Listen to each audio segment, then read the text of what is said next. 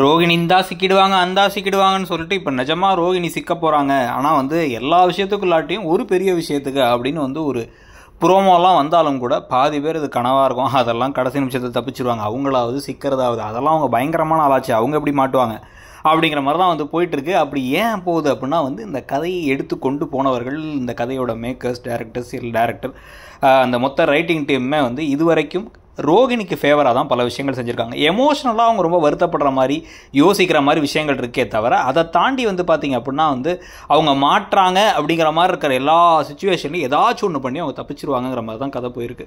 ஆனால் இப்போ ஜீவா வந்து தெளிவாக உண்மையவே வந்து சொல்லிடுறாங்க. இதுக்கு முன்னாடி வந்து இப்போ முத்துவுக்கு தெரிஞ்சு ஆனால் உண்மையை ப்ரூவ் பண்ண முடியலங்கிறதெல்லாம் வேறு. இப்போ அவங்க தெளிவாகவே நான் 30 லட்ச ரூபா பணத்தை உங்கள் அண்ணனுக்கு கொடுத்துட்டேன்.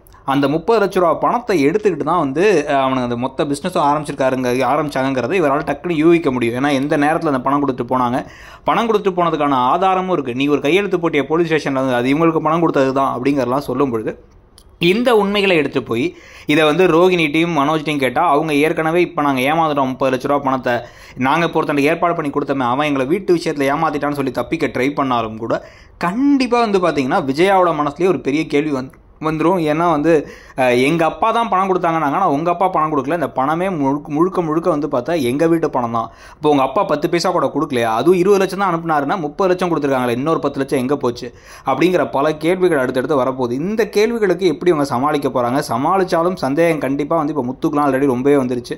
நீங்கள் என்ன நினைக்கிறீங்க, இந்த கதை எப்படி போகுது?